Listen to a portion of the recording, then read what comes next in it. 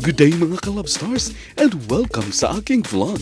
And for today's video, ipapakita ko sa inyo ang ani kong mga kamatis. Iba't ibang varieties ang aking ani.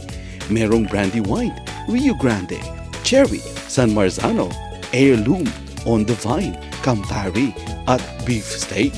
Napakatanyag ng kamatis sa buong mundo. Unang natuklasan ng kamatis sa South America.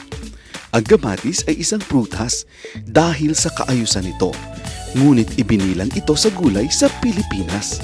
Marami man ang may ayaw sa kamatis, ngunit hindi nila alam na mayroon itong magandang naidudulot o naitutulong sa ating katawan. Tandaan ang mga benepisyo ng kamatis. Nakakatulong upang i-regulate ang blood pressure. Mabuti para sa mga mata. Mabisang laban sa alta presyon. Mabisang pang-iwas sa sakit sa puso at cancer. Kaya ugaliing magtanim at kumain ng kamatis.